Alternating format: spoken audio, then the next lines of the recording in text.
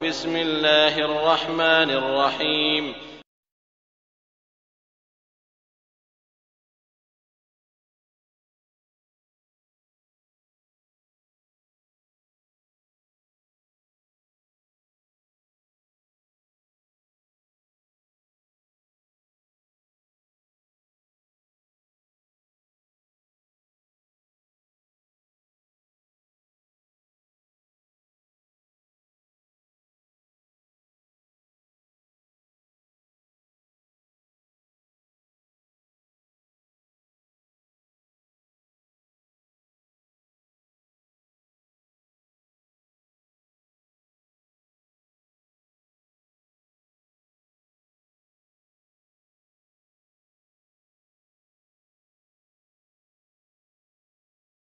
أعوذ بالله من الشيطان الرجيم. بسم الله الرحمن الرحيم. قل هو الله أحد الله الصمد لم يلد ولم يولد ولم يكن له كفوا أحد.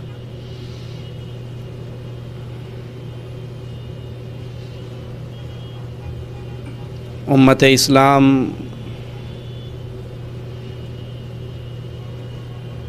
چونکہ اس کا نبی آخری نبی اور آخری نبی کی یہ آخری امت، جس کی عمر بہت تھوڑی سابقہ امتوں کے مقابلے میں، لیکن اللہ کا کرم اور اللہ کا فضل، مالک کا انعام اس امت کے اوپر کہ اللہ نے نیکی اور خیر کے موسم اس کو بہت عطا کیے، ایسی راتیں عطا کی، ایسے دن عطا کیے کہ ایک ایک دن میں ایک عمل کرنے سے، ایک روزہ رکھ لینے سے مالک اس امت کے انسانوں کے 2 سالوں کے گناہوں کو معاف کر دیتا۔ ایسی راتوں میں سے ایک رات بھی عطا کی کہ وہ ایک رات اگر عبادت کر لی جائے تو 1000 مہینوں کی عبادت سے بہتر ہے ایک رات کی عبادت۔ یہ اللہ کا خاص انعام ہے، یہ اللہ کا خاص فضل ہے ہمارے اوپر کہ نیکی اور خیر اور بھلائی کے ایسے ایسے موسم ہمارے لیے رکھے ہیں جن کے اندر انسان تھوڑی سی محنت، تھوڑی سی کوشش کرنے کے بعد نیکیوں کے انبار اپنے نام اعمال میں لکھوا لیتا ہے۔ انہی موسم میں سے یہ ہمارے دن ذی الحجہ کا پہلا عشرہ، یہ 10 دن وہ عظیم دن ہے کہ سال کے سارے دنوں کے اندر ان دنوں سے بہتر کوئی دن نہیں ہے۔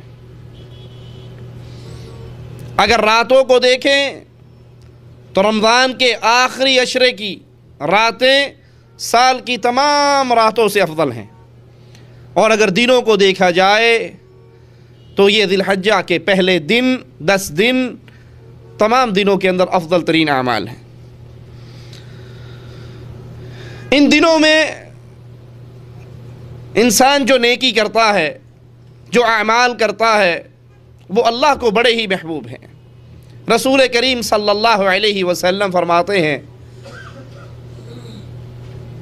اس دنوں میں نیکی کرنے والا جب نیکی کرتا ہے، ان دنوں کے علاوہ باقی دنوں میں کوئی نیکی اس کے برابر نہیں ہو سکتی، اس کے مقابلے پر اور کوئی دن کی نیکی نہیں گنی جائے گی۔ صحابہ کرام کہتے ہیں یا رسول اللہ صلی اللہ علیہ وسلم، کیا باقی دنوں کا جہاد بھی اس کے برابر نہیں ہے؟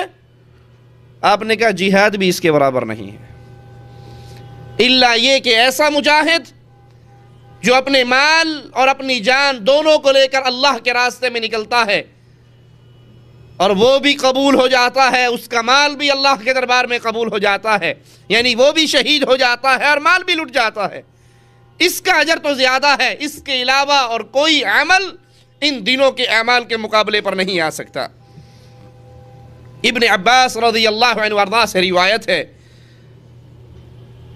صحیح بخاری کے اندر یہ حدیث موجود ہے کہ آپ علیہ الصلاۃ والسلام نے فرمایا ان دنوں کے مقابلے پر باقی دنوں کا کوئی عمل اس کا مقابلہ نہیں کر سکتا۔ ابن عمر رضی اللہ عنہما سے روایت ہے، فرماتے ہیں رسول کریم صلی اللہ علیہ وسلم نے فرمایا ان 10 دنوں سے بڑھ کر کوئی فضیلت والا دن نہیں ہے۔ یہ دن ضائع کرنے کے لیے نہیں، یہ دن شاپنگ میں وقت برباد کرنے کے لیے نہیں، بلکہ یہ افضل ترین ایام ہے سال کے۔ اور ابن عمر کہتے ہیں اللہ کے رسول علیہ الصلاۃ والسلام نے فرمایا ان دنوں کے مقابلے پر اور کوئی دن ان سے زیادہ فضیلت اور عظمت والا نہیں ہے، اور کوئی عمل بھی ان دنوں کے عمل سے بڑھ کر نہیں ہے۔ ان دنوں میں زیادہ سے زیادہ اللہ کی حمد و ثنا، تسبیحات، تکبیرات، لا الہ الا اللہ، اللہ اکبر، یہ آوازیں بلند کیجئے۔ اس سے انسان کو مالک کے دربار میں درجات کی بلندیوں کا انعام ملتا ہے۔ چاند نظر آنے کے بعد یہ ایام شروع ہوئے، اب ان ایام کے اندر تمام نیکیاں بڑی عظیم ہیں، لیکن سب سے بڑی نیکی اللہ کا ذکر ہے، اور اس ذکر کے اندر بھی بہترین ذکر رسول کریم صلی اللہ علیہ وسلم ہمیں سکھا رہے ہیں، لا الہ الا اللہ۔ یہ تمام ذکر میں اذکار میں سب سے افضل عمل ہے، افضل ذکر لا الہ الا اللہ۔ لا الہ الا اللہ کا ذکر تمام دعاؤں کے اندر، تمام اذکار کے اندر سب سے اعلیٰ ٹاپ کلاس۔ کیوں؟ کیونکہ یہ عبادت اللہ کی وحدانیت، اس کی الوہیت کا اقرار اور اعلان ہے۔ لا الہ الا اللہ، اللہ کے علاوہ کوئی الہ نہیں ہے۔ ان دنوں کے اندر کثرت سے یہ تسبیحات کریں۔ سعید بن جبیر رحمہ اللہ، ان کے بارے میں آتا ہے کہ جب یہ 10 دن اس کا آغاز ہوتا تو اپنے آپ کو عبادت میں اتنا مصروف کر لیتے کہ بظاہر یوں لگتا کہ یہ اپنے آپ کو کہیں ہلاک ہی نہ کر بیٹھے، انہیں کوئی اور شغل نہ ہوتا، کوئی اور عمل نہ ہوتا۔ یہ 10 دن خاص اللہ کی عبادت میں دن اور رات اپنے گزار دیتے، لمحات گزار دیتے۔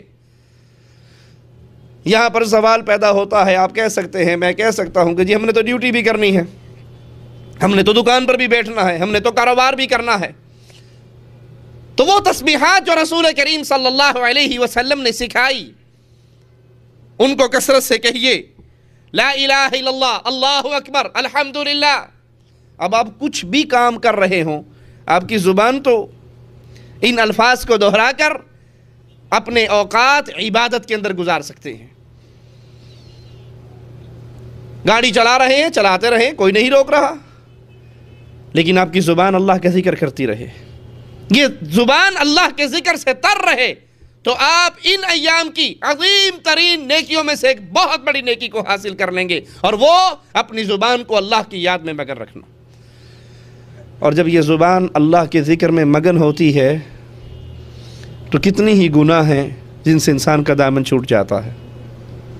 میں خاموش ہوں گا، میری زبان جھوٹ بولے گی، خاموش بیٹھا ہوں، پھر زبان ہلائی تو جھوٹ، کسی کی غیبت، کسی کی چغلی، کسی پر الزام، کسی کو گالی، اور اگر میری زبان مصروف رہے گی لا الہ الا اللہ، سبحان اللہ، الحمدللہ، اللہ اکبر، تو کیا خیال ہے اب کسی کو گالی دینے کا ٹائم ہے میرے پاس؟ کسی کی غیبت کرنے کا ٹائم ہے میرے پاس؟ کسی کی چغلیاں کرنے کا ٹائم ہے میرے پاس؟ جھوٹ بولنے کا ٹائم؟ میری زبان اللہ کے ذکر میں مشغول ہے۔ آپ گاڑی چلا رہے ہیں، آپ آفس میں ڈیوٹی کر رہے ہیں، آپ دکان پر بیٹھے ہیں، گاہک نہیں ہے، خاموش نہ بیٹھیے، بلکہ اپنی زبان کو اللہ کے ذکر سے تر رکھیے۔ اور جب ان 10 دنوں کے اندر انسان اس عمل پر پریکٹیکلی طور پہ اپنی زندگی کو لاگو کرتا ہے، جاری کرتا ہے، تو انشاءاللہ یہ عادت پھر ایسی پڑ جاتی ہے کہ باقی دنوں میں بھی اس کی زبان اللہ کے ذکر سے تر رہتی ہے۔ ابن حجر رحمہ اللہ ان 10 دنوں کی فضیلت کا سبب بیان کرتے ہیں کہ کیا وجہ ہے یہ 10 دن سال کے سارے ایام میں افضل ترین ایام کیوں ہیں۔ ابن حجر رحمہ اللہ فرماتے ہیں کیونکہ ان 10 دنوں کے اندر بڑی بڑی عبادتیں اکٹھی ہو جاتی ہیں. جو بڑی بڑی عبادتیں اس طرح 10 دنوں کے اندر ان کے علاوہ اور کہیں نہیں ہوتی. بڑی بڑی عبادتیں، نماز، روزہ، حج، قربانی، یہ بڑی بڑی عبادتیں ہیں، اور یہ ساری عبادات ان 10 دنوں کے اندر اکٹھی ہو جاتی ہیں. اس لیے یہ 10 دن سال کے باقی دنوں میں افضل ترین ایام ہیں. اب کون سا عمل ہے جو ان دنوں میں کیا جائے؟ کون سے کام ہیں جو ان دنوں میں کیے جائیں؟ نماز، فرض نماز تو سال کے ہر دن کے اندر ہے، اس میں تو معافی اور چھٹی کسی بھی حال میں. آپ بیمار ہیں، آپ تکلیف میں ہیں، آپ تنگی میں ہیں، آپ آسانی میں ہیں، آپ سفر میں ہیں، آپ غمی میں ہیں، آپ خوشی میں ہیں، نماز میں کسی حال میں بھی معافی کا تصور نہیں ہے. یہ نہیں ہو سکتا کہ انسان اپنے آپ کو مومن سمجھے، مسلمان سمجھے، مواحد سمجھے اور اس کی زندگی کے اندر نماز نہ ہو. جس کی زندگی میں نماز نہیں ہے اس کے دل میں ایمان بھی. حدیث میں آتا ہے رسول کریم صلی اللہ علیہ وسلم نے نماز پڑھی، سلام پھیرا تو ایک شخص کو بیٹھے ہوئے دیکھا. اس سے پوچھتے ہیں کیا تو مسلمان نہیں ہے، تو نے ہمارے ساتھ نماز نہیں پڑھی؟ امام الانبیاء کے سوال پہ غور کیجئے. کیا تو مسلمان نہیں ہے، تو نے ہمارے ساتھ نماز نہیں پڑھی؟ کیا تو مسلمان نہیں ہے؟ کیا معنی؟ اگر تو مسلمان ہوتا تو ہمارے ساتھ نماز پڑھتا، اور اگر تو نے ہمارے ساتھ نماز نہیں پڑھی اس کا مطلب یہ ہے کہ تو مسلمان. اس نے کہا نہیں یا رسول اللہ صلی اللہ علیہ وسلم، میں اپنے گھر میں نماز پڑھ چکا تھا، میں اس کے بعد مسجد میں آیا، میں دوسری بستی میں نماز پڑھ چکا تھا، بعد میں آیا. جو مسلمان ہے نماز اس کے لیے لازمی ہے، اور جو نماز کو چھوڑ رہا ہے تو ایمان اور اسلام اس کے دامن کو چھوڑ کے. یہ ہمارے دور کے اندر مسلمان پیدا ہو گئے ہیں جو ماشاءاللہ کلمہ گو ہیں، مسلمان ہیں، اقامے پر مذہب ان کا اسلام لکھا ہوا ہے، ختنہ انہوں نے کروائی ہوئی ہے، لیکن جب انڈیا پاکستان کا کرکٹ میچ لگتا ہے تو نمازیں ان کو بھول جاتی ہیں. جب فلم چل رہی ہوتی ہے تو نماز ان کو بھول جاتی ہے. جب کوئی ڈرامہ چل رہا ہو تو نماز ان کو بھول جاتی ہے. جب بیگم صاحبہ سے گپیں چل رہی ہوں تو نماز ان کو بھول جاتی ہے. جب دوستوں کی مجلس لگی ہوئی ہو تو نماز ان کو بھول جاتی ہے، اور اس کے باوجود اپنے آپ کے بارے میں وہ یہ غور اور یقین اور پختگی کے ساتھ کہتے ہیں کہ ہم مسلمان ہیں، ہمیں کون کافر کہہ سکتا ہے، ہم پکے مسلمان ہیں. اور نماز ان کی زندگی میں موجود نہیں ہے. یہ آج کے دور کا مسلمان ہے. نبی کے دور کے اندر ایسے مسلمان موجود. ابو ہریرہ رضی اللہ عنہ وارضاہ فرماتے ہیں صحابہ کا اس مسئلے پر اجماع تھا، اکٹھے تھے تمام صحابہ، کسی صحابی سے اس مسئلے پہ اختلاف نہیں موجود ہے، ذکر نہیں ہے کہ انسان اگر نماز کو چھوڑ دیتا تو وہ کافر ہو جاتا ہے. ہم کسی عمل کے ترک کرنے کو کفر نہیں جانتے تھے سوائے نماز کے ترک کرنے کو. نبی کریم صلی اللہ علیہ وسلم کے دور کے نمازی کیسے تھے؟ سیدنا عمر رضی اللہ عنہ وارضاہ زخمی ہو گئے، لہو لہان ہو گئے. جب ہوش آئی تو پہلا سوال شاہد افریدی بیٹنگ کر رہا ہو اور اٹھ کر جب واش روم جائیں تو واپس آتے ہی پہلا سوال کیا ہوتا ہے؟ اس نے کوئی چھکا تو نہیں مارا، اس نے کوئی چوکا تو نہیں مارا، کہیں آؤٹ تو نہیں ہو گیا. لا حول ولا قوت الا باللہ. اذان ہو رہی ہے، سن رہے ہیں، مؤذن حی علی الصلاۃ کہہ رہا ہے، حی علی الفلاح کہہ رہا ہے، کان میں پردہ سماعت سے یہ آواز ٹکرا رہی ہے، لیکن کیا کریں؟ کرکٹ کا بھوت اتنا سوار ہے، بسنت کے پتنگ اڑانے کا بھوت اتنا سوار ہے، شادی اور بیاہ کا فنکشن وہ خوشی اتنے عروج پہ پہنچی ہوئی ہے کہ آج تو ولیمے کی دعوت ہے، آج تو نکاح کا دن ہے، آج تو شادی کا دن ہے. آج کون نماز پڑھتا ہے؟ آج تو ابو فوت ہو گئے ہیں، آج امی مر گئی ہے، آج بھائی مرا ہے، آج کی نمازیں کون پڑھے گا؟ ہم تو غم کے اندر ہیں. مومن غم میں ہو، خوشی میں ہو، تفریح میں ہو، آسانی میں ہو، جنگ میں ہو، جہاد میں ہو، نماز کو مومن کبھی بھولا نہیں کرتا. سیدنا عمر رضی اللہ عنہ وارضاہ کو ہوش آیا تو پہلا سوال کیا میں نے نماز پوری کر لی تھی؟ کہا نہیں. کہا مجھے بٹھاؤ میں نماز پوری کر لوں. جس کی نماز نہیں اس کا ایمان نہیں. تو ان دنوں کے اندر فرض نماز تو سال کے ہر دن کے اندر جاری ہے، بلکہ یہ اتنا عظیم عمل ہے. رسول کریم صلی اللہ علیہ وسلم کو طائف کے اندر پتھر پڑے، لیکن آپ کی زبان مبارک سے اہل طائف کے لیے بد دعا.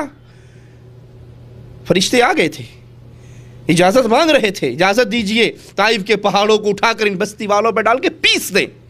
آپ نے کہا نہیں، مجھے اللہ سے امید ہے، انہوں نے مجھے مارا ہے، یہ نہ صحیح، ان کی پشتوں سے آنے والے ضرور لا الہ الا اللہ کا اقرار کریں گے. ان کے لیے بد دعا نہیں فرمائی. لیکن جب جنگ خندق کے موقع پر کفار آپ کی اور آپ کی نماز کے درمیان حائل ہو گئے، جنگ اتنی بھڑک اٹھی، آپ کو موقع نہ ملا نماز کا. اب جب نماز پڑھنے لگے تو پھر بد دعا کرتے ہوئے کہتے ہیں اللہ ان کے گھروں کو آگ سے بھر دے. جس نے ماتھا پھڑوا کے بد دعا نہ کی، جس کو زہر کھلایا گیا یہودیہ کے ہاتھ سے بد دعا نہ کی، جس کو مکے سے نکال دیا گیا، ہجرت کرنے پہ مجبور کر دیا گیا، بد دعا نہ کی. لیکن جب اس کی نماز کے درمیان میں رکاوٹیں کھڑی ہوئی، اب بد دعا دیتے ہوئے کہتے ہیں ان کے گھر آگ سے بھر جائیں جنہوں نے ہمیں ہماری نماز نہیں پڑھنے دی. ان 10 دنوں کے اندر نفل، نوافل، رات کا قیام، دن کے اندر اللہ کی یاد، اس کا کثرت سے اہتمام کریں. یہ نماز بڑی عظیم چیز ہے، انسان سوچ بھی نہیں سکتا جہاں تک اس عمل کے ذریعے وہ بلندیوں پر پہنچ جاتا ہے. اتنی بلندیوں پر پہنچ جاتا ہے نوافل کے ذریعے، سجدے سجود کے ذریعے، نوافل کے ذریعے، کہ مالک فرماتا ہے میں اپنے بندے کا ہاتھ بن جاتا ہوں، میرے اتنے قریب ہو جاتا ہے فرائض ادا کر کے، نوافل ادا کر کے، میں اس کا ہاتھ بن جاتا ہوں جس سے یہ پکڑتا ہے، میں اس کا قدم بن جاتا ہوں جس سے یہ چلتا ہے، میں اس کا کان بن جاتا ہوں جس سے یہ سنتا ہے، میں اس کی آنکھ بن جاتا ہوں جس سے یہ دیکھتا ہے. باطل اور گمراہ فرقوں نے تو اس حدیث کا یہ مطلب نکالا کہ نعوذ باللہ اللہ اس میں فنا ہو جاتا ہے، اللہ اس میں حلول کر جاتا ہے، یہ اللہ میں فنا ہو جاتا ہے. حالانکہ نہیں، اس کا مطلب یہ ہے کہ اس کا ہاتھ اس چیز کو نہیں پکڑتا جس کے پکڑنے سے اللہ نے منع کیا ہے، اس کا قدم چل کر اس طرف نہیں جاتا جس طرف جانے سے اللہ نے منع کیا ہے، اس کا کان وہ چیز سنتا ہی نہیں جس کرنے سے اللہ نے منع کیا ہے، اس کی آنکھ اس چیز کو نہیں دیکھتی جس طرف دیکھنے سے اللہ نے منع کیا ہے. اللہ ایمان کا یہ درجہ ہمیں بھی عطا فرمائے. یہ نوافل، یہ نمازیں رسول کریم صلی اللہ علیہ وسلم کے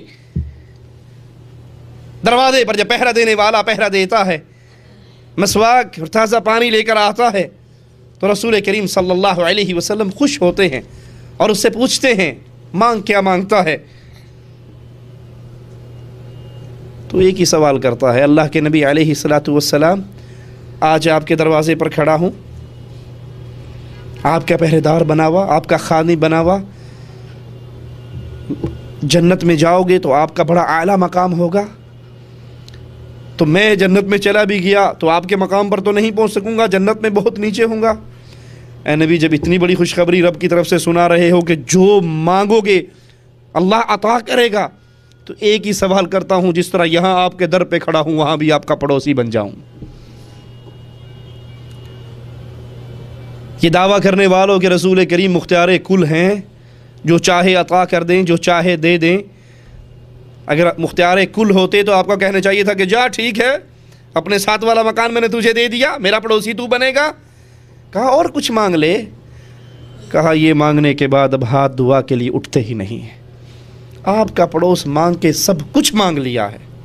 کہا اگر تو اپنی مانگ میں سچا ہے تو کثرت سجود سے میری مدد کر، کثرت سے سجدے کر، کثرت سے نفل نوافل ادا کر. ان سجدوں کی بنا پر تو اللہ کے دربار میں بلند مقام پہ پہنچ جائے گا. حضرت ثوبان رضی اللہ عنہ سے روایت ہے، فرماتے ہیں میں نے نبی کریم صلی اللہ علیہ وسلم سے سنا، وہ فرما رہے تھے تم کثرت سے سجدے کیا کرو. یہ فرض نمازوں کے علاوہ تلقین ہے نفل نماز ادا کرنے کی. تم سجدے کیا کرو، کیونکہ جب بھی تو سجدہ کرے گا تیرا ایک درجہ بلند ہوگا اور ایک گناہ تیرا معاف کر دیا جائے گا۔ سجدہ کرنے سے اللہ کی طرف سے انعام کیا ملتا ہے؟ سجدہ کرو گے، اپنی پیشانی کو زمین پہ رکھو گے، بظاہر خاک میں لگاؤ گے، آپ جھک رہے ہو اللہ کے لیے، جتنے جھکتے جاؤ گے اللہ اتنا بلند کرتا جائے گا۔ لیکن یہ سجدہ کس کے لیے ہو جی؟ قبروں پہ سجدے کرنے والوں، درباروں اور درگاہوں پہ سجدے کرنے والوں، لال شہباز کلندر کے دربار پہ گھوڑے کے قدموں کے نشان پہ سجدے کرنے والوں،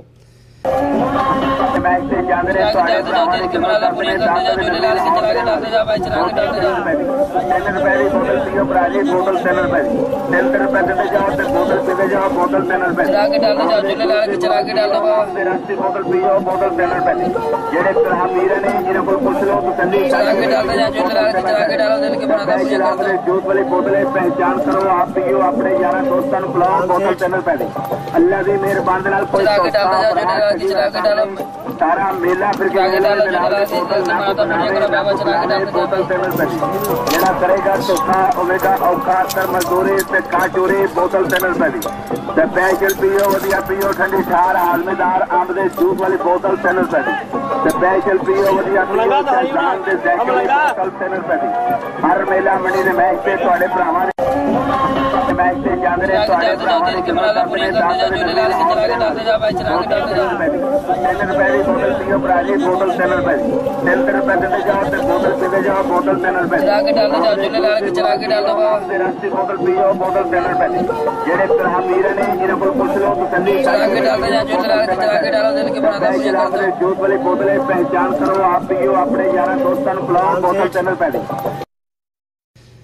یا محفل موسیقی میں طاہر القادری کے قدموں میں سجدے کرنے والوں، یہ سجدہ اللہ کے لیے عبادت ہے، یہ غیر اللہ کا کرو گے تو تم اس کو اپنا معبود سمجھو گے، وہ تمہارا معبود ہے، باطل بن جائے گا اگر تم اللہ کو چھوڑ کر کسی اور کے لیے سجدہ کرتے ہو۔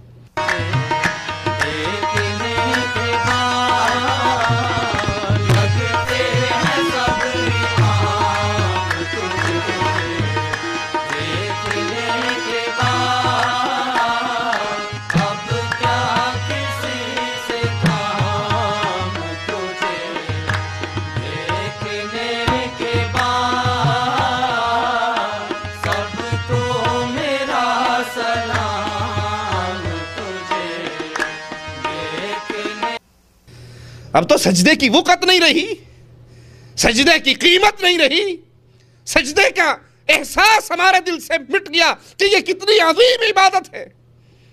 وسجد واقترب، سجدہ کر، اللہ کے قریب ہو۔ اب تو پیر نظر آتا ہے تو اس کے سامنے سجدہ، مولوی نظر آتا ہے اس کے سامنے سجدہ، قبر نظر آتی ہے اس کے سامنے سجدہ، کالا جھنڈا نظر آتا ہے اس کے سامنے جھنڈا، اس کے سامنے سجدہ، کہیں پنجا لگا ہوا نظر آتا ہے تو اس کے سامنے سجدہ۔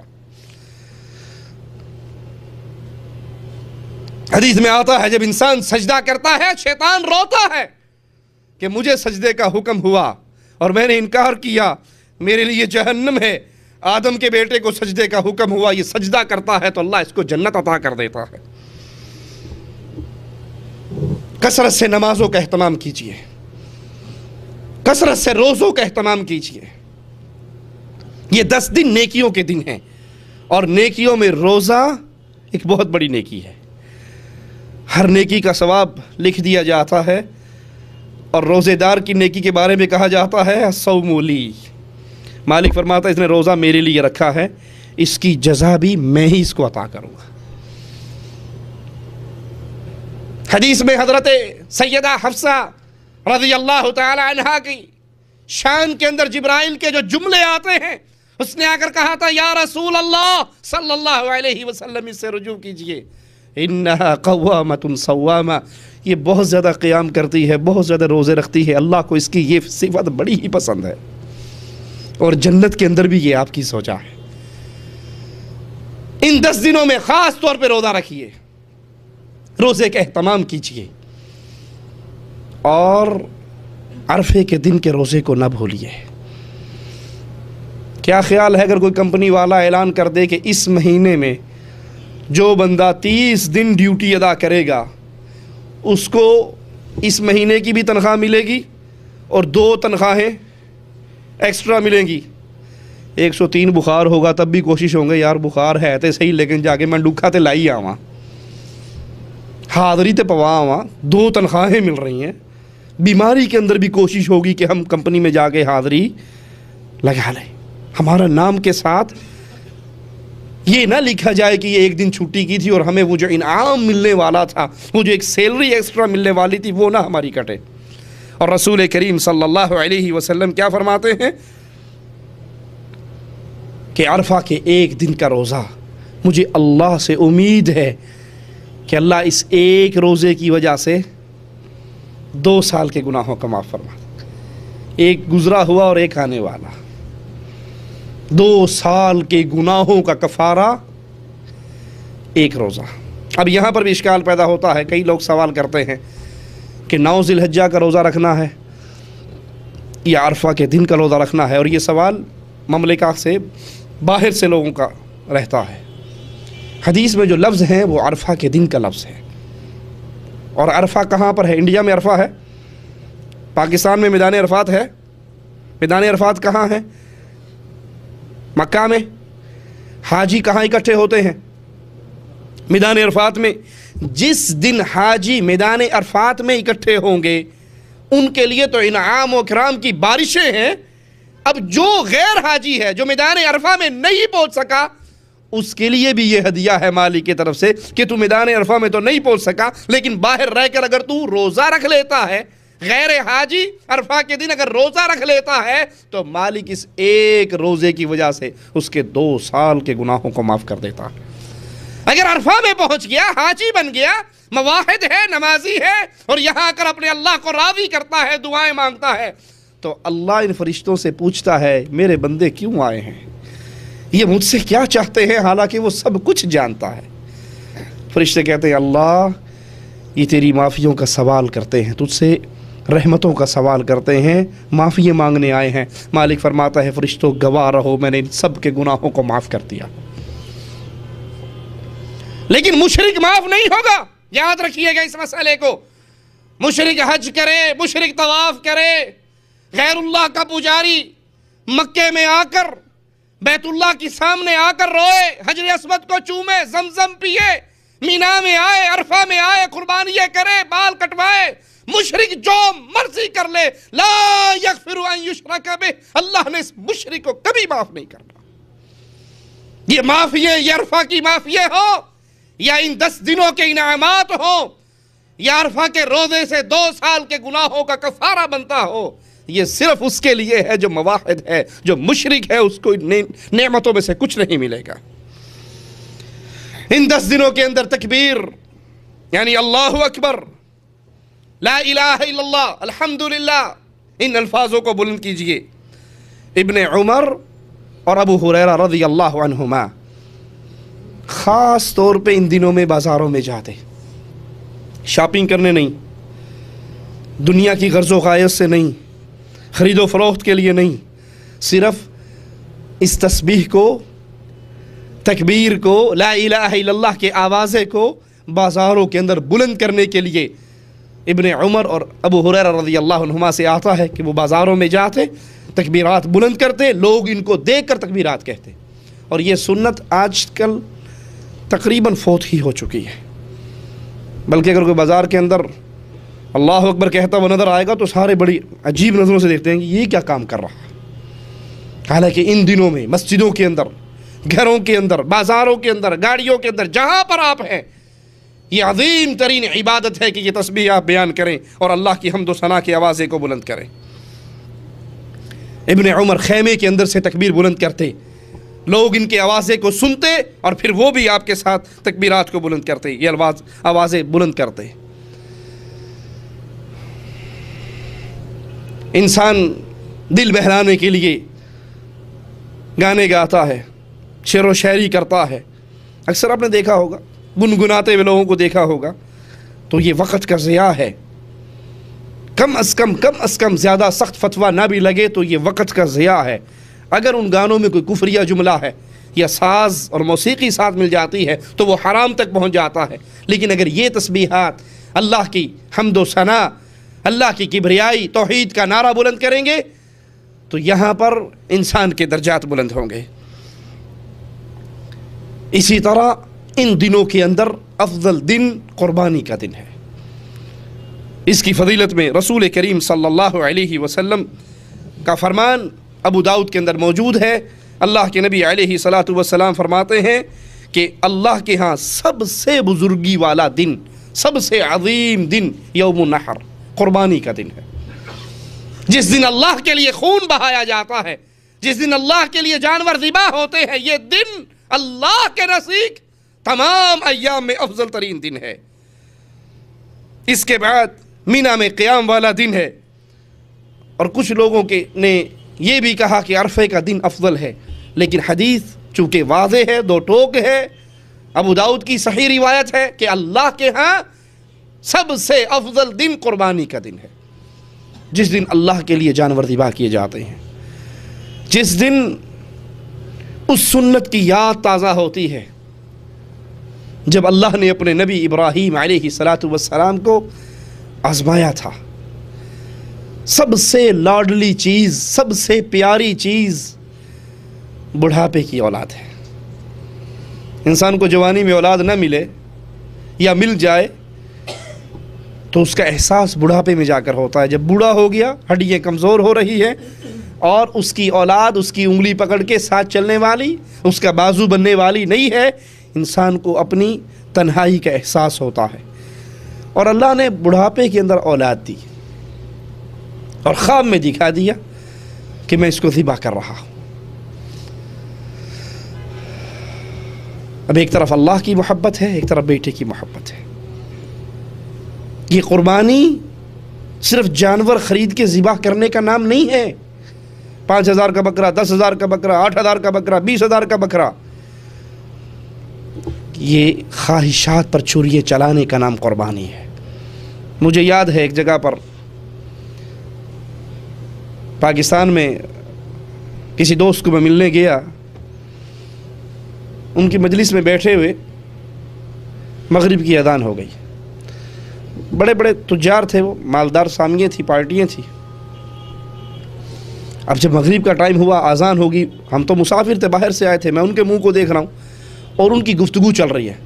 چودھری جی میں 15,000 کا بکرا لیا ہے، دوسرا کہنا میں نے 20,000 کا لیا۔ ایک کہنے لگا میں نے 4 بکری لیے، میرا خیال ہے کافی رہیں گے 4 بکرے۔ میں اور میرے بڑے بھائی ڈاکٹر توفیق الرحمان، ہم دونوں تھے، گفتگو سنتے رہے۔ جب وہ اذان ہوئے 5-7 منٹ گزر گئے، میں نے کہا اذان ہو گئی؟ ہاں جی مولوی صاحب اوپر مسجد ہے، جا کے نماز پڑھ لو، اوپر مسجد ہے، جا کے نماز پڑھ لو۔ اور وہ نیچے فخر کر رہے ہیں، میں جی 15,000 کا بکرا لیا، میں نے 20,000 کا بکرا لیا، میں نے 25,000 کا، میں نے 4 بکرے لیے، میرا خیال ہے کافی رہے گا، اللہ راضی ہو ہی جائے گا، 4 بکرے دے رہا ہوں۔ نماز کا کہا گیا، کہا جی اوپر مسجد آپ جا کر پڑھیں، کس نے منع کیا آپ کو؟ اور ہم گئے، واقعی صرف 2 بھائیوں نے ہم نے جماعت کروائی، نیچے ان قربانی کے لیے 5-5 4-4 بکرے 20-20 25-25 ہزار کے خریدنے والوں میں سے ایک بھی اٹھ کر نہیں آیا۔ یہ قربانی بکرے ذبح کرنے کا نام نہیں ہے، یہ قربانی اللہ کو نہ تمہاری قربانی کا خون پہنچتا ہے نہ گوشت پہنچتا ہے، یہ قربانی تو خواہشات پہ چھری چلانے کا نام ہے۔ ابراہیم علیہ السلام بیٹے سے کہتے ہیں، بیٹا میں نے خواب دیکھا ہے، میں تیرے گلے پہ چھری چلا رہا ہوں، تجھے ذبح کر رہا ہوں، تیرا کیا خیال ہے؟ نیک اولاد جواب میں کہتی، بابا فَفْعَلْ مَا تُؤْمَرُ، کر گزریے جو آپ کو آرڈر دیا گیا ہے، مجھے صبر کرنے والا پاؤ گے۔ بڑھاپے کی اولاد اس کو لٹا لیتے ہیں اور پیشانی کے بل لٹاتے ہیں کہ کہیں یہ نہ ہو میں اس کو سیدھا لٹاؤں، چھری میرے ہاتھ میں ہو اور چلاتے وقت میری آنکھیں اس کی آنکھوں سے ٹکرائے، اس کا چہرہ میری آنکھوں سے کے سامنے ہو تو باپ کی فطری محبت جوش مارے اور بیٹے کی محبت میں آ کر کہیں میں اللہ کے حکم کی ادائیگی سے رک نہ جاؤں، میرے ہاتھ لڑکھڑا نہ جائیں، چھری چلنے سے میرا ہاتھ انکار نہ کر دے کہ میں نہیں چلاتا، یہ تو بیٹا ہے، یہ تو لگتے جگر ہے۔ پیشانی کے بل لٹاتے ہیں اور قربانی کے لیے تیار کر لیتے ہیں، اور مالک اپنی رحمت سے ان کو نکال کر جنت کا ایک جانور بھیج دیتا ہے، اور اعلان کرتا ہے ابراہیم ہم نے تجھ کو آزمایا تھا، تو اپنی آزمائش میں پورا اترا ہے۔ یہ قربانی کا نام جانور کو ذبح کرنا نہیں، اپنی خواہشات کو ذبح کرنا ہے۔ یہ اس سنت کو ساری عمر کے لیے ہماری شریعت کے اندر بھی باقی رکھا گیا ہے، لیکن اس قربانی سے درس کیا ملتا ہے؟ اگر اللہ کی محبت کے مقابلے پر بیوی رکاوٹ بنے، بیٹا رکاوٹ بنے، قوم، قبیلہ، برادری رکاوٹ بنے، سب کو چھوڑا جا سکتا ہے، رب کو چھوڑا۔ یہ قربانی ہے۔ اگر آپ سمجھے میری زندگی ہی گزرتی رہے جیسے گزر رہی ہے، اللہ کے احکامات کو میری بیوی توڑ رہی ہے، میرے ماتھے پہ بل نہیں پڑتا، میرا بیٹا توڑ رہا ہے، میرے ماتھے پہ بل نہیں پڑتا، قوم، برادری اللہ کے احکامات کو ٹھوکر مارتے ہیں اور میں ہنس کے ٹال دیتا ہوں اور پھر قربانی کے لیے جانور لے کر بھی کھڑا ہو جاتا ہوں، تو میری قربانی قبول نہیں ہونے والی۔ یہ قربانی تو سبق ہے، یہ قربانی تو درس ہے، یہ قربانی تو آپ کی اور میرے ایمان کا امتحان ہے۔ آپ نماز کے لیے بیوی کو اٹھاتے ہیں، اٹھو نماز پڑھو، ارے تو پڑھ لا، تو اپنی قبر جانا، میں اپنی قبر جانا، میں نوں ٹائم لگے گا، پڑھ لاں گی، نہیں لگے گا نہیں پڑھاں گی، تو ٹھیکیدار ہے، تو کیا لگتا ہے؟ میرا دل کرے گا پڑھ لوں گی، نہیں کرے گا نہیں پڑھوں گی۔ کہتے اچھا ٹھیک ہے، بیوی جو ہوئی نہیں مانتی نہ ماننے۔ حاجی صاحب تسبیح لے کے اللہ اللہ کرتے ہوئے، لمبی داڑھی، ماتھے پر محراب، قدم اٹھا کر مسجد کی طرف جا رہے ہیں، بیٹا ڈش انٹینے کا ریموٹ لے کر چینل پہ چینل چینج کر رہا ہے، بدکاری اور بے حیائی کے سین دیکھنے کے لیے تلاش کر رہا ہے، اور یہ جا کر باقاعدہ نماز پڑھ کے پہلے آدھا گھنٹہ پہلے اذان کے وقت مسجد میں موجود ہیں، بڑا طویل ذکر و اذکار، قرآن کی تلاوت، نمازیں، واپس آتے ہیں، بیٹا وہیں پر ڈش انٹینے پہ بیٹھا بدماشی کر رہا ہے۔ کہا یہ اولاد جوان ہو گئی کی کہہ سکنے ہیں، ایک ہی چھت کے نیچے رہ رہا ہے، یہی بیٹا، یہی بیوی، یہی بھائی، یہی برادری، اس کے ساتھ محبت کا معاملہ، پیار کا معاملہ، سلوک کا معاملہ ہے، اور اللہ کے احکامات سے یہ کھیل رہے ہیں، ٹھوکریں مار رہے ہیں، تو وہاں پر اس کی غیرت جوش نہیں کھاتی، یہ کس منہ سے قربانی دینے کے لیے چلا ہے؟ میں آپ کو مثال دے کے سمجھاتا ہوں۔ یہی بیٹا جو نماز کے لیے نہیں اٹھتا، یہی بیوی جو نماز کے لیے نہیں اٹھتی، آپ ڈیوٹی کر کے باہر سے گھر میں آئیں اور بیٹا اٹھ کر بابا جی کا استقبال کرنے کے بجائے باپ کے منہ پہ تھپڑ مارے، تو کیا خیال ہے؟ گال ملتے ہوئے کہیں گے جی پتر جوان ہو گیا ہے، کچھ بھی کر سکتا ہے، کیا کر سکتے ہیں، بیٹا جوان ہو گیا، جو جی چاہے کرے، آ کر بیٹھ جاؤ گے؟ کہو گے آج اس نے مجھ پہ ہاتھ اٹھایا ہے، میرے گھر میں رہ رہا ہے، میری چھت کے نیچے رہ رہا ہے، اور میرے اوپر ہاتھ اٹھاتا ہے، اس چھت کے نیچے یا یہ رہے گا یا نکل جا میرے گھر سے۔ وہ ڈاٹا ہوگا میں نہیں نکلتا، کہا اچھا پھر میں نکل رہے ہیں۔ باپ نکل جاتا ہے یا نہیں نکل جاتا؟ اولاد کو چھوڑ کے باپ چلے جاتے ہیں نا، گھروں کو ترک کر دیتے ہیں، کیوں؟ اس کی عزت نفس پہ چوٹ پڑتی ہے، لیکن یہ اللہ کی شریعت پہ چھریے چلائے اور مجھے کوئی چوٹ نہ لگے، اس گھر میں اللہ کے احکامات کو توڑا جائے، اس کی مخالفت کی جائے، اور میں سمجھوں کہ قربانی کا بکرا خرید کے میں نے بڑا کردار ادا کر دیا ہے۔ قربانی درس ہے کہ اللہ کی محبت میں کائنات کے اندر کوئی بھی رکاوٹ بنے گا میں اس کو ٹھوکر مار دوں گا، رب سے دوستی خراب نہیں کر سکتا۔ میری اصل محبت اللہ سے ہے، ہر طرح کی خواہش، ہر طرح کی تمنائیں قربان کی جا سکتی ہیں، مالک کا حکم قربان۔ بیگم 100 دفعہ آپ سے ناراض ہوتی رہے، میری بہن کی شادی ہے، آپ کی سالی کی شادی ہے، میں نے جانا ہے، اور آپ کو پتا ہو اس شادی پہ ڈھول بجیں گے، گانے چلیں گے، مہندی کی رسم، ابٹن کی رسم، موم بتیاں سجی ہوئی مہندی کے تھالوں میں آئیں گی، لڑکی اور لڑکے رقص کرتے ہوئے مخلوط باہر نکلیں گے، بے حیائی بدماشی کے مناظر ہوں گے، یہ آپ کی بیوی ہے، اس سے کہو کہ اس گندی محفل میں تجھے نہیں جانے دوں گا، میری شریعت مجھے اس سے منع کرتی ہے۔ تیری بہن کی ناراضگی منظور ہے، رب کی ناراضگی منظور؟ قربانی اللہ کے لیے سال کے دنوں میں افضل ترین دن قربانی والا دن، خون بہانے والا دن، یہ افضل ترین ہے۔ کیونکہ ابراہیم علیہ السلام نے اپنی خواہشات کو اللہ کے حکموں کے سامنے ذبح کیا تھا. جو اس طرح قربانی کی عید کا انتظار کرتا ہے اسے مبارک ہو یہ قربانی. اور جو اپنے گھر کے اندر شیطان کے جھنڈے کو غالب کرتا ہے، رحمان کے جھنڈے کو مغلوب کرتا ہے، وہ کس منہ سے قربانی دے رہا ہے؟ نمبر 2، یاد رکھیے یہ قربانی کا حق خالص اللہ کے لیے ہے. فَصَلِّ لِرَبِّكَ وَانْحَرْ، اللہ کے لیے نماز پڑھو اور کس کے لیے قربانی کرو؟ وَانْحَرْ، اللہ کے لیے قربانی کرو. اگر کوئی شخص اللہ کے علاوہ، اللہ کے ساتھ ساتھ یا اللہ کو چھوڑ کر غیر اللہ کے لیے قربانی کرتا ہے وہ اللہ کی عبادت میں شرک کر رہا ہے. یہ مشرکین مکہ کا فعل تھا. وہ 2 جانور تیار کیا کرتے تھے، ایک قربانی کے لیے اللہ نام کا اور ایک بابا جی کے عرس کے نام کا، شاہ صاحب کی زیارت کے نام کا، پیر صاحب کی زیارت کے نام کا. ایک اللہ نام کا ذبح کرتے، ایک لات و عزا کے نام پہ ذبح کرتے. اگر لات و عزا کا جانور مر جاتا تو اللہ والا جانور اٹھا کر اس کو دیتے تھے، لیکن اگر اللہ والا جانور مر جاتا تو لات و عزا کا جانور ادھر ٹرانسفر کہتا نہیں جی بابا لت پان دے گا ساڑی، یہ بڑی پہنچی ہوئی سرکار ہے تو بیڑا غرق کر دے گا اگر ہم نے اس کا جانور دائیں بائیں کیا.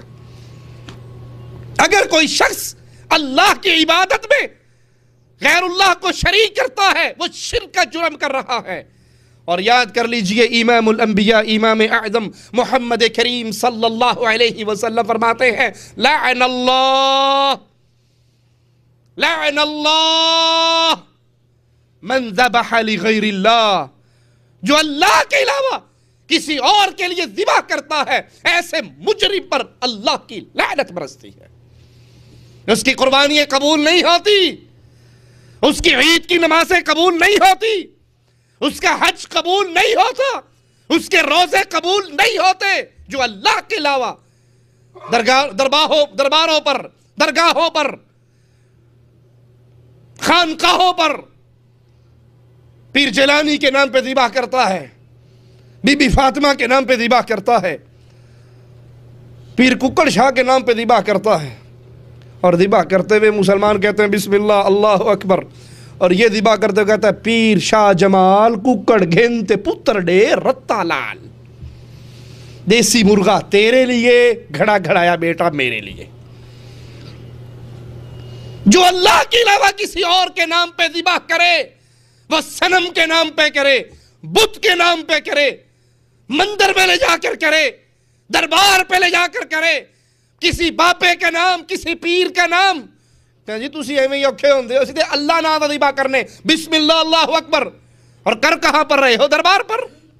دن کون سا ہے 11ویں کا؟ دن کون سا ہے 9 محرم کا؟ سبیل کے اوپر کیا لکھا ہے؟ سبیل حسین. تم اللہ نام پر نہیں کر رہے، دھوکہ دینا چاہتے ہو مسلمانوں کو، تم غیر اللہ کے نام پہ کرتے ہو. کتنے ہی وہ حاجی ہیں بیچارے جو حج کرنے آتے ہیں اور حج کرنے کے بعد پیچھے فون کرتے ہیں ابا جی حج کر لیا ہے، اب داتا صاحب کے دربار پہ جا کر بکرے کی نیاز دے دو، دعا کرو میرا حج قبول ہو جائے. کھڑا رب کے گھر میں ہے، مانگ مردوں سے رہا ہے. ایک مسلمان اللہ کے گھر میں رو رہا تھا. بادشاہ وقت اس کے رونے کے منظر کو دیکھتا ہے، اس کے پاس آ کر کہتا ہے میں بادشاہ ہوں، وقت کا حکمران ہوں، خلیفہ ہوں. کیوں روتا ہے؟ مانگا تو کیا مانگنا چاہتا ہے؟ جو مانگے گا عطا کر دوں گا. اے کاش ڈھیریوں پہ امیدیں لگانے والوں، قبروں پہ امیدیں لگانے والوں، مردوں پہ امیدیں لگانے والوں، فقیروں اور محتاجوں پہ امیدیں لگانے والوں، تمہارے دل میں رب کی اتنی غیرت تو ہوتی. وہ جواب میں کہتا ہے رب کے گھر میں بیٹھ کے تجھ سے مانگوں مجھے رب سے حیا آتی ہے. میں کس کے در پہ بیٹھا ہوں؟ میں کس کے گھر میں بیٹھا ہوں؟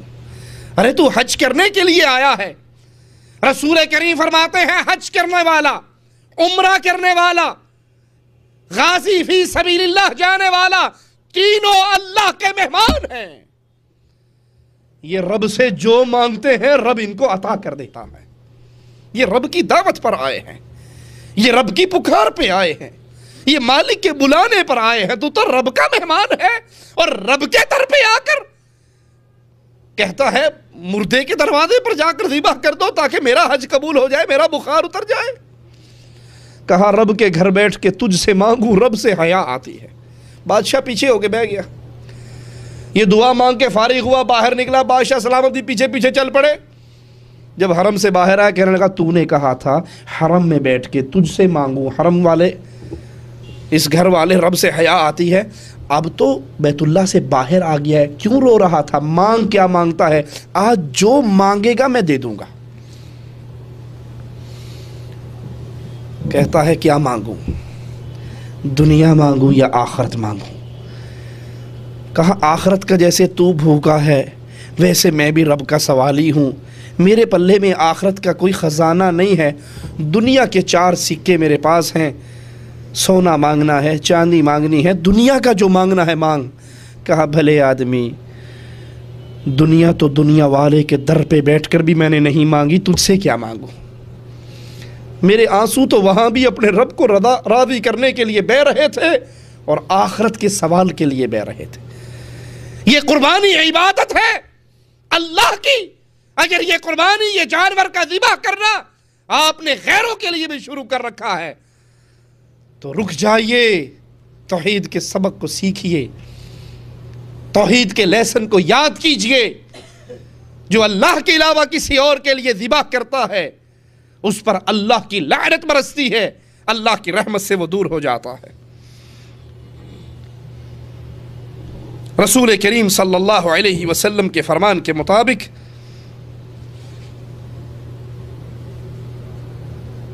یہ قربانی والا دن افضل ترین دن ہے، بہترین دن ہے۔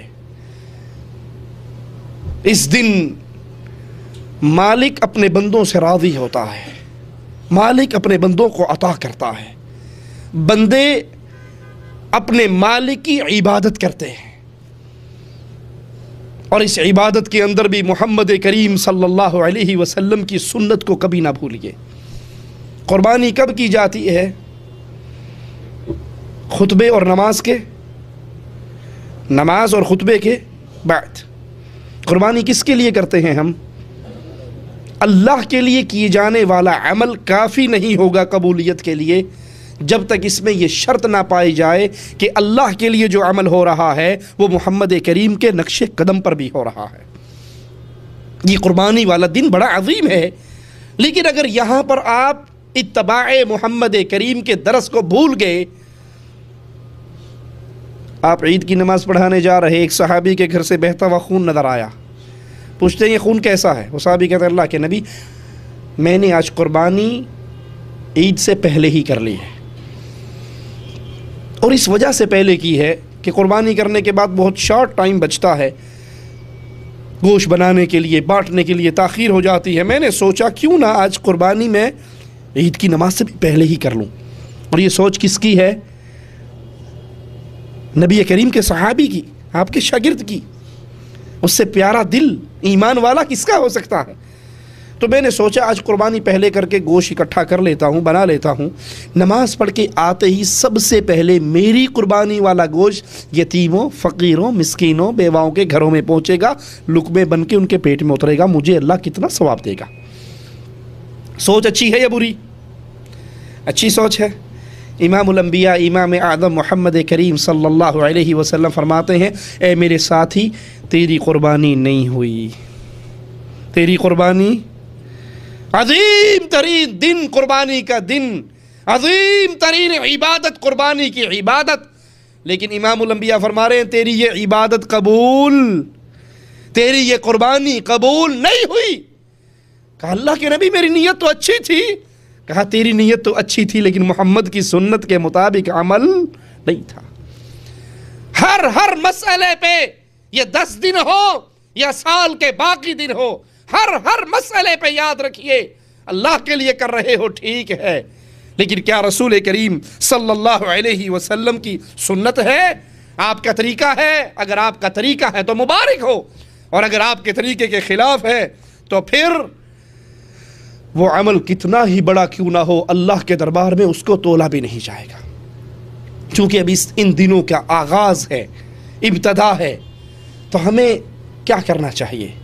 سب سے پہلے، اور اللہ سب سے پہلے کہنے والے کو عمل کی توفیق عطا فرمائے، اور پھر ہر سننے والے کو عمل کی توفیق عطا فرمائے، سب سے پہلے اپنے گناہوں سے توبہ کیجئے، خالص توبہ، اللہ کے دربار میں رجوع کیجئے۔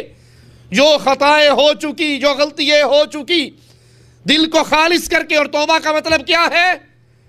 جو گناہ کرتے رہے ہو ان گناہوں پر نادم ہو، شرمسار ہو، نہ کرنے کا عہد ہو، اور ان سے مکمل برات ہو، مکمل بیزاری ہو۔ یہ نہیں کہ وہ گناہ کے سارے اسباب گھر میں موجود ہیں، اور جب کہا مولوی صاحب نے توبہ کرو، استغفر اللہ استغفر اللہ استغفر اللہ استغفر اللہ، اور وہ گھر کے اندر ڈش انٹینا لگا ہوا ہے، گاڑی کے اندر فلمیں اس کی نئے والیوم کیسٹ اور سی ڈی کی صورت میں موجود ہے، بدماشی عیاشی کے سارے سامان موجود ہے، شیطان کو راضی کرنے کا ہر چیز گھر میں سجا کے رکھی ہوئی ہے، اور مولوی صاحب اتنے پیارے دن شروع ہیں، میں اللہ کے دربار میں توبہ کرتا ہوں۔ یہ توبہ نہیں ہے، مذاق ہے۔ اگر توبہ کر رہے ہو، ان بے حیائی کے سامان کو گھر سے نکال دو، وہ عمل جو اللہ کی ناراضگی کے عمل ہے ان سے برات کیجئے، شرمسار ہو، آئندہ نہ کرنے کا عہد کرے، اور اگر شیطان پھر کبھی وہ کام کروا دے تو جب تک روح یہاں پر آگے نہیں اٹکتی، توبہ کا دروازہ کھلا ہے۔ اس پیارے موسم کا استقبال سچی توبہ کے ساتھ کیجئے، گناہوں سے توبہ طائب ہوں، اور گناہوں میں سب سے بڑا گناہ اللہ کی عبادت میں کسی اور کو شریک کرنا ہے۔ ہر گناہ معاف ہو سکتا ہے، ہر گناہ سے چھٹکارا مل سکتا ہے، معافی مل سکتی ہے، لیکن شرک اکبر وہ گناہ ہے، اگر توبہ کر کے نہیں مرو گے، توحید پہ آ کر نہیں مرو گے تو اس گناہ سے معافی نہیں مل سکتی، بھلے کرنے والا نبی کا بیٹا کیوں نہ ہو، بھلے کرنے والا نبی کی بیوی کیوں نہ ہو، بھلے کرنے والا نبی کا چچا کیوں نہ ہو، یہ جرم اتنا بڑا ہے کہ اس سے معافی نہیں ملے گی۔ اللہ تعالیٰ نے حکم دیا ہے ہمیں قربانی کرنے کا۔ قرآن حکیم کی یہ آیت فصل لربک وانحر حکم کا درجہ رکھتی ہے کہ قربانی کیجئے، اللہ نے تمہارے لیے یہ جانور پیدا کیے ہیں، ان کو اللہ کے راستے میں قربان کیجئے۔ قربانی کرتے ہوئے رسول کریم صلی اللہ علیہ وسلم اللہ کا نام لے کر بسم اللہ اللہ اکبر کہہ کے جانور کو ذبح کرتے، قربان کرتے۔ صحیح بخاری میں ہے، اللہ کے رسول صلی اللہ علیہ وسلم نے فرمایا کہ اللہ کے رسول صلی اللہ علیہ وسلم نے 2 سینگوں والا مینڈھا لیا، 2 مینڈے لیے، اپنے دستے مبارک سے بسم اللہ کہہ کر اللہ کا نام لے کر ان کو ذبح کیا۔ تو قربانی کرنے کو چاہیے کہ وہ اپنے ہاتھ سے قربانی کرے۔ کئی لوگوں جی ہم بہت چھوٹے دل کے ہیں، ہم تو یہ خون بہتا ہوا دیکھ بھی نہیں سکتے، خود کمرے میں بیٹھ جائیں گے اور قصائی کو بلا کہیں گے بے تو کر دے۔ آپ خود قربانی کر رہے ہیں۔ مومن کا دل تو بہت مضبوط ہوتا ہے، مومن چھوٹے دل والا کہاں ہوتا ہے؟ اپنے ہاتھ سے قربانی کریے، اپنی بیٹیوں سے قربانی کروائیے۔ یہ مسئلہ میڈ ان انڈیا پاکستان مسئلہ ہے کہ عورت کے ہاتھ کا ذبح مکروہ ہو جاتا ہے۔ سنا ہے نا آپ نے؟ کوئی کسی اہل حدیث کے گھر مرغی بھیج دے کہ ذبح کر دو، اور بندہ گھر میں نہ ہو اور وہ مواحدہ عورت ذبح کر کے دے دے، اور پڑوسیوں کو پتہ لگ جائے کہ یہ ذبح عورت نے کی ہے، تو فوراً ہے جی یہ تسی آپ پہ کھا لیا جی، ہن ساڈے واسطے مکروہ ہو گئی۔ ابو موسیٰ اشعری رضی اللہ عنہ وارضاہ اپنی عورتوں کو حکم دیا کرتے تھے، اپنی بیٹیوں کو، کہ تم ذبح کرو، کچھ نہیں تو کم از کم بیوی سے کہو بکری کی ٹانگیں ہی پکڑ لے، ہیں خون نکلتے ہوئے آنکھیں بند کر کے پیچھے منہ کر کے نہ کھڑی ہو۔ ہونا تو یہ چاہیے کہ وہ اپنی قربانی اپنے ہاتھ سے ذبح کرے، اگر اتنا نہیں کرتی کم از کم اس کے ذبح کرنے میں مدد کرے۔ اور قربانی کرتے ہوئے جانور یاد رکھیے، گائے کی قربانی، اور گائے کے اندر مؤنث اور مذکر دونوں آ جاتے ہیں۔ اسی طرح بکری، اس کی قربانی، بھیڑ دمبا، اس کی قربانی، کئی لوگ فون کرتے ہیں جی بھینس کی قربانی جائز ہے، مذکر مؤنث دونوں. تو احادیث کے اندر جن جانوروں کی قربانی کا حکم آیا ہے اس میں اونٹ، گائے، بکری، بھیڑ، یعنی اس نسل سے جو جانور ہیں ان کی قربانی کرنی چاہیے. قربانی کرتے ہوئے یاد رکھیے، اگر آپ خود نہیں کر رہے، کسائی سے کروا رہے ہیں، تو اس قربانی کے گوشت میں سے بطور اجرت اس کو کچھ نہیں دیا جا سکتا. قربانی کے گوشت میں سے، قربانی کی کھال میں سے بطور اجرت کسائی کو اس کو الگ سے پیسے دیجئے، اس میں سے اجرت نہیں دینی. اور خاص طور پہ وہ بھائی جو قربانی میں حصہ ڈالتے ہیں، قربانی میں حصہ ڈالتے ہیں نا، اونٹ میں، گائے میں، وہ حصہ ڈالتے ہوئے دیکھیں کہ اس کے حصے دار کون ہیں. مواحد 6 ہے، 7واں مشرک آ گیا تو سارے کا بیڑا غرق ہو گیا. 6 نمازی ہیں، 7واں بے نمازی آ گیا تو ساری کا بیڑا غرق ہو گیا. 6 حلال رزق کمانے والے ہیں، 7واں بینک منیجر آ گیا تو بیڑا غرق ہو گیا. حصے دار مواحد کو بنائیے، مشرک کو نہ بنائیے. حصے دار، یہ تمیز پیدا کیجئے، اس منہج، اس سوچ، اس فکر کو عام کیجئے کہ ہماری محبتیں اہل توحید سے ہیں، اہل شرک سے ہماری کوئی محبت نہیں ہے. ہماری محبتیں نمازیوں سے ہے، بے نمازی سے ہمارا کوئی رشتہ. ارے بے نمازی جانور سے بھی گندا ہے. میں جذبات میں نہیں کہہ رہا، حقیقت میں کہہ رہا ہوں. بے نمازی جانور سے گندا ہے. اولئک کالانعام، یہ جانور ہیں بلکہ جانوروں سے بھی گندے ہیں. کہیں گے مولوی صاحب نے بڑا سخت فتویٰ لگایا ہے، سمجھا بھی دیتا ہوں. کسی نے اپنے گھر کے اندر سیکورٹی کے لیے جانور رکھے ہوئے ہیں، بھینس بکری، اس کی سیکورٹی کے لیے کتا پالا ہوا. یہ کتا بیٹھا ہو، آپ پاس سے گزریں اور یہ کتا بیٹھا ہے کتوں کی مجلس میں، ابو، امی، چچا، بھائی، ماموں، خالو، ساری برادری بیٹھی ہے، اس کی 8-10 کتوں میں مجلس لگی ہوئی ہے. آپ پاس سے گزرتے ہیں، آپ نے اس کا نام ٹومی رکھا ہوا ہے، کہتے ہیں ٹومی یہ باقی کتوں سے چھٹی لے گا، اجازت لے گا ان سے کہ جی معلش مجھے گفتگو یہیں پہ روکیے، میں واپس آتا ہوں. یہ ان کی طرف دیکھے گا بھی نہیں، یہ وفادار کتا ان کی طرف دیکھے گا بھی نہیں اور بھاگے گا اور جا کر اس کے قدموں میں گر جائے گا، اس کی جوتیاں چاٹے گا، اپنی دم زمین پہ مالے گا، لوٹ پوٹ ہوگا، اس کو راضی کرنے کی کوشش کرے گا. معاملہ ختم ہو گیا، یہ کتا واپس اپنی پھر مجلس میں گیا. اگر وہ کتے اس سے پوچھے کہ ہم تیرے بھائی تھے، ہم تیری برادری کے تھے، ہم تیری نسل کے تھے، ہم تیرے قریبی تھے، دوست تھے، وہ 2 ٹانگوں والا پاس سے گزرا، اس نے ٹومی کہا تو سب کو چھوڑ کے بھاگ گیا، تو نے پوچھا بھی نہیں ہم سے، صلح بھی نہیں ماری کہ میں جاؤں یا نہ جاؤں. تو یہ کتا زبان حال سے کیا کہے گا؟ کہ گم مانتا ہوں تم میرے بھائی تھے، تم میری برادری تھی، تم میری نسل تھی، تم میرے دوست تھے، سب کچھ تھے. جس نے بلایا وہ میرا مالک تھا، جس نے بلایا وہ میرا، کہے گا یا نہیں کہے گا؟ اور جب مالک بلائے پھر دوستوں سے چھٹی لی جاتی، اب تو مالک نے بلایا ہے، باقی سب تعلق ختم. یہ بے نماز کرکٹ کا میچ دیکھ رہا ہے، یہ بے نماز لوڈو کھیل رہا ہے، یہ بے نماز ڈائجسٹ پڑھ رہا ہے، عمران سیریز پڑھ رہا ہے، اردو نیوز پڑھ رہا ہے، ٹیلی ویژن پہ خبریں دیکھ رہا ہے، ڈش اینٹینا کی گندی محفل میں بیٹھا ہے، یا دوستوں سے گپ شپ چل رہی ہے اور مالک کی طرف سے آوازیں بلند ہو رہے ہیں، حی علی الصلاۃ، حی علی الفلاح، اور یہ اپنی مجلس میں جمع رہتا ہے. بتائیے وہ جانور اس سے بہتر ہے یا نہیں ہے؟ بے نماز کا حصہ اپنی قربانی میں ڈال کر ساری قربانی کا بیڑا غرق نہ کیجئے. مواحد کو شامل کیجئے، نمازی کو شامل کیجئے، سود خور کو شامل نہ کریں، حلال رزق کھانے والے کو شامل کریں. اور قربانی کا وقت یاد رکھیں کہ عید کی نماز کے بعد، خطبے کے بعد پھر قربانی کا وقت ہے، اس سے پہلے قربانی نہیں کی جا سکتی. قربانی کا گوشت کھایا بھی جا سکتا ہے، رکھا بھی جا سکتا ہے، تقسیم بھی کیا جا سکتا ہے. سلف صالحین سے جو اقوال ملتے ہیں اس میں بہتر یہی ہے کہ کچھ حصہ فقیروں کے لیے بھی تقسیم کیا جائے، کچھ حصہ رکھا بھی جائے، کھایا بھی جائے. رسول کریم صلی اللہ علیہ وسلم اپنی قربانی کے گوشت کو کھایا کرتے تھے. جس نے قربانی کرنی ہو وہ چاند نظر آنے کے بعد سے لے کر قربانی تک، عید کے دن تک، عید کی نماز کے بعد تک نہ اپنے ناخن کاٹے نہ اپنے بال کاٹے. کون؟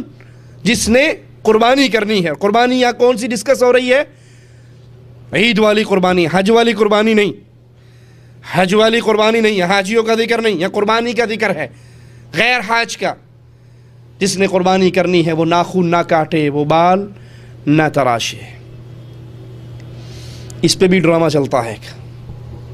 آپ نے اکثر داڑھی مون لوگوں کو دیکھا ہوگا جن بیچاروں کو ابھی تک توفیق نہیں ہوئی کہ اپنا چہرہ وہ محمدی بنائیں.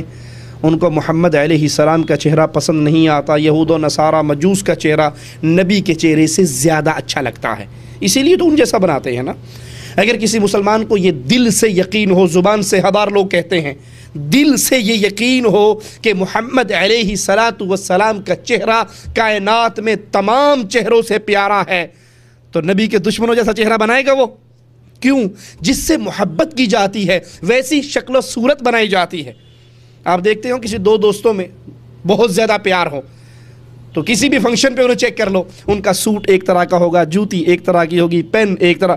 ان کی کوشش یہ ہوگی دیکھنے والا ہم دونوں کو سگے بھائی سمجھے، حالانکہ وہ سگے بھائی نہیں ہوتے، لیکن ان کی دوستی محبت اتنی اونچی پہنچی ہوئی ہوتی ہے کہ ہر بندہ دوسرے کی نقل کرنے کی کوشش کرتا ہے. اگر ہمیں واقعی یقین ہو کہ نبی کریم صلی اللہ علیہ وسلم کا چہرہ یہودیوں کے چہرے سے زیادہ پیارا تھا، مجوسیوں کے چہرے سے زیادہ پیارا تھا، ہندوؤں کے چہرے سے زیادہ پیارا تھا، کافروں کے چہرے سے زیادہ پیارا تھا، یہ دل سے یقین ہو تو کبھی اپنا چہرہ محمدی رنگ روپ سے ہٹا کر کافروں کے رنگ روپ پہ چلیں گے؟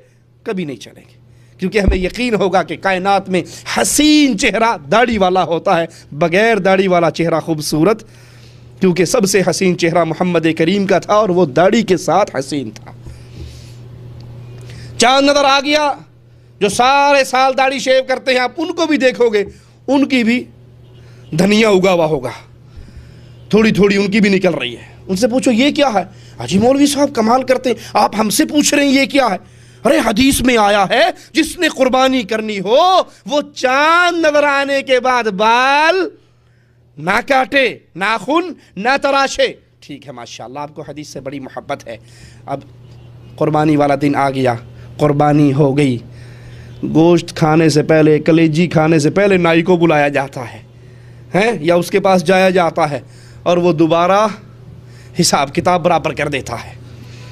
ہم نے مان لیا حدیث میں ہے کہ جس نے قربانی کرنی ہے وہ بال نہ تراشے. آپ نے حدیث پہ عمل کر کے ان 10 دنوں میں داڑھی شیو نہیں کی. اللہ کا واسطہ دے کر پوچھتا ہوں، ایک حدیث ہمیں بھی دکھا دیجئے جس میں اللہ کے نبی صلی اللہ علیہ وسلم نے فرمایا ہو قربانی کرنے کے بعد داڑھی شیو کر دو.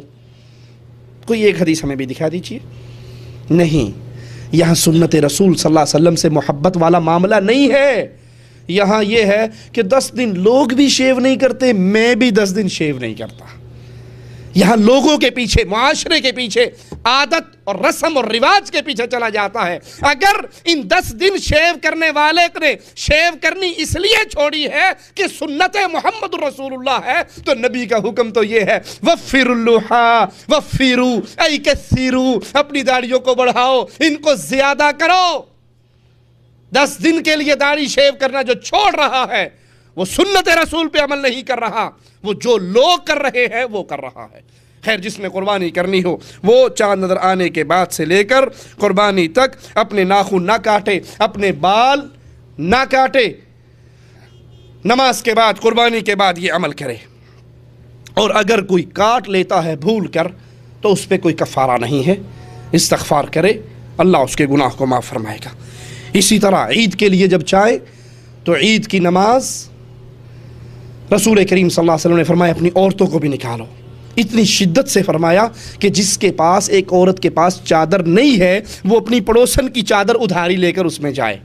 جس کے پاس چادر نہیں ہے وہ، اور چادر سے مراد یہاں برخے والی چادر ہے، پردے والی چادر ہے. اور اللہ رحم فرمائے اس مسلمان قوم پر، اندر 300 روپے کا کاٹن کا سوٹ پہنا ہوا ہے اور جو برخہ پہنا ہوا ہے وہ 700 روپے کا ہے.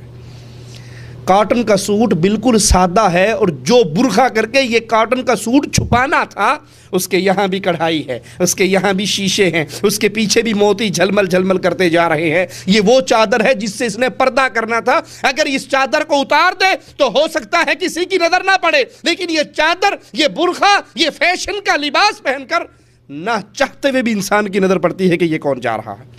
تو عید کے لیے نکلتے ہوئے کسی کے پاس چادر نہیں ہے، وہ اپنی پڑوسن کی چادر لے کر جائے۔ کیا معنی؟ جائے ضرور، لیکن بے پرد ہو کے، بے پردہ اپنی بیویوں کو اتوار بازار گھمانے والوں، شاپنگ سینٹروں میں چھوڑ کر دروازے پر، گیٹ پر واپس آ جانے والوں، یہاں عید کے لیے حکم ہے کہ عورت جائے، برقعے کی چادر نہیں تو پڑوسن سے چادر ادھاری مانگ لے، اس کی چادر کے اندر چلی جائے۔ جس نے نماز نہیں پڑھنی وہ بھی جائے، وہ نماز میں شریک نہیں ہوتی تو کم از کم وہ مسلمانوں کی دعاؤں کے اندر شریک ہو جائے۔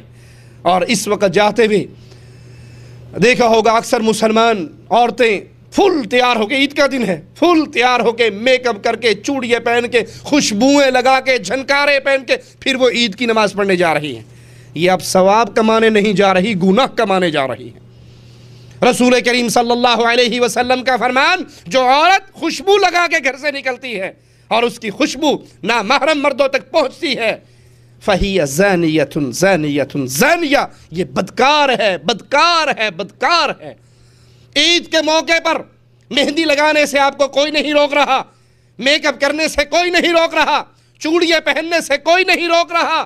خوشبو یہ مرد کے لیے ہے، آپ کے لیے مہندی ہے۔ یہ تمام اعمال کیجئے، لیکن یہ اعمال کس کے لیے ہیں؟ اس کا حقدار وہ مسکین ہے جو گھر میں بیٹھا ہے، یہ خامند کے لیے ہے۔ یہاں عید سے پہلے 1 گھنٹہ پہلے میک اپ کر کے تیار ہو کے عید پہ گئی، عید سے آتے ہی چونکہ کھانا پکانا ہے، خامند کو منہ دکھانے سے پہلے ہی منہ دھو کر کچن میں چلی جاتی۔ جس کے لیے میک اپ کرنا تھا اس کو دیکھنا نصیب، اور عورتوں کے اندر فخر کرنے کے لیے یہ کام کیا جاتا ہے۔ تو عید کی نماز پہ جاتے ہوئے ایسا لباس نہ پہنا جائے جس کے اندر فتنہ ہو۔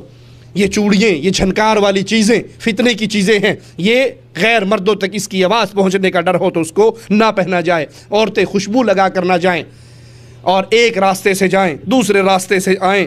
اللہ سے دعا ہے اللہ ہمیں عمل کی توفیق عطا فرمائے، جب تک زندہ رکھے، اسلام پر رکھے، جب موت دے اس حال میں دے، اللہ ہم سے راضی ہو، ہم اپنے اللہ سے راضی ہوں۔